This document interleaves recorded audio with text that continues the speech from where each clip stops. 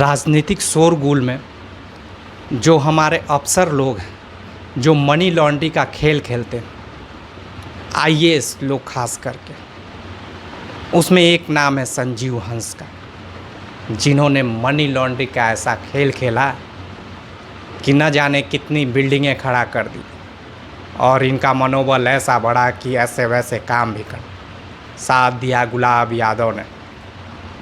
पैसों का खेल ऐसा कि पैसों के बूते एमएलए बन गए, अपनी वाइफ को एमएलसी बनाए और न जाने अपने साले सगे संबंधियों को इन लोगों ने मिलकर क्या क्या किया। क्या आप समझ सकते हैं एक आईएएस जिससे सोचा जाता है कि हमारा बिहार बदलेगा, वो किस तरह से खेला करते? ये तो एक उजागर हो गई मनी लॉन्ड्री की बात। आप सोच सकते हैं कि ये खेला कैसे करते हैं आईएएस।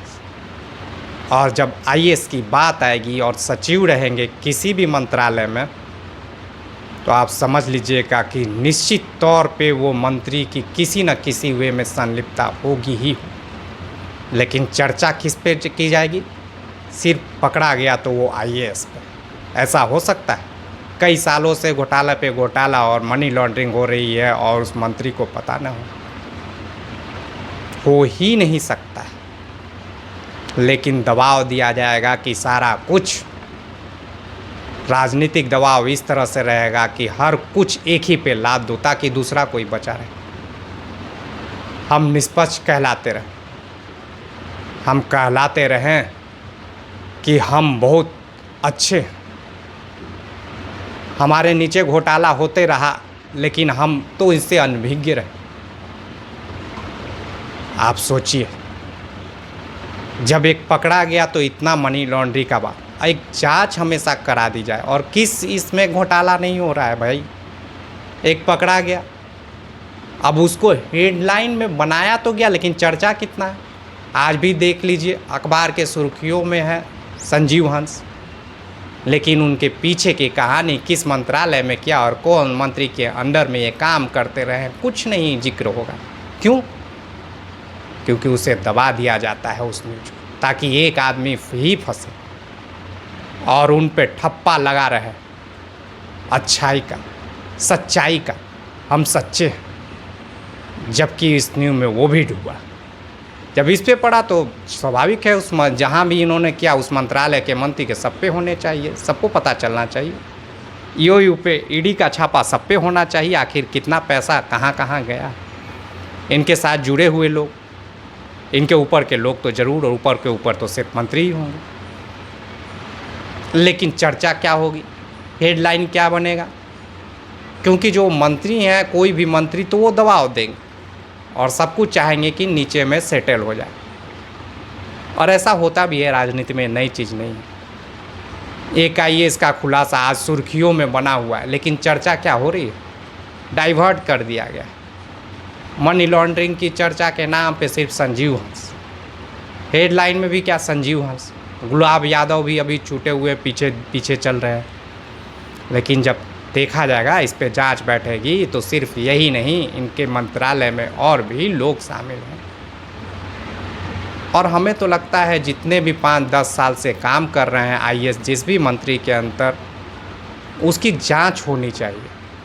10 साल के अंदर तो निश्चित उस पर ईडी सीबीआई जांच कर लेना भाई। इसलिए जांच करे कि क्या वो सच्चे हैं तो अच्छे हैं, लेकिन ऐसा होगा नहीं कभी भी। किसी भी आईएएस आप 70% मान के चलना कि ऐसा निकलेगा नहीं जो मनी लॉन्ड्रिंग ना करता। आप देख लीजिएगा कई चीज़ में, लेकिन दबा दिया जाता है।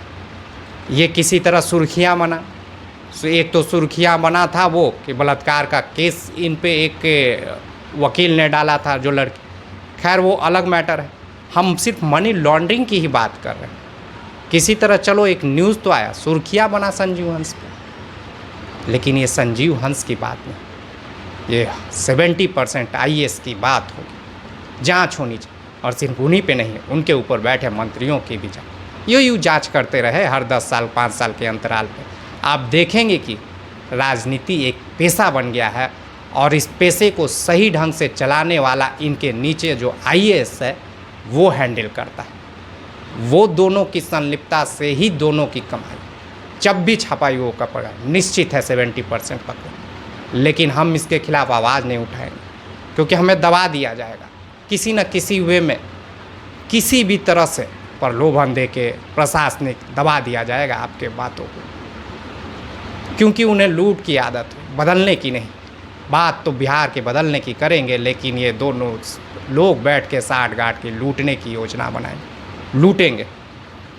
लेकिन हमें आज न कल खड़ा तो होना ही पड़ेगा, चाहे कुछ भी हो।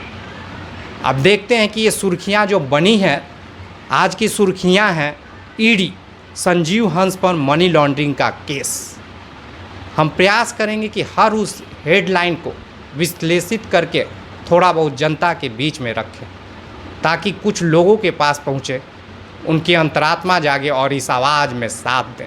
हर कोई कहीं ना कहीं से चर्चा करे और इस आवाज़ को एक बल मिले कि हाँ, अब आम जनता जाग रही है और बिंदु इस तरह के बिंदुओं पर जिससे हमारे बिहार को हानि हो रही है उस पर अब चर्चा करना शुरू कर दें। सिर्फ ये चर्चा नहीं कि हमारा वो नेता है हम उसके पक्ष में करेंगे, वो सोचेगा, बिंदुओं पर चर्चा करेगा, क्या हमारे लिए सही है और कौन बिहार को लूट रहा है, बारीकी से समझेगा। वोट जिसको होगा वो करेगा, लेकिन वो विवेचना जरूर करेगा। इन बातों के साथ मैं राकेश रॉय, धन्यवाद।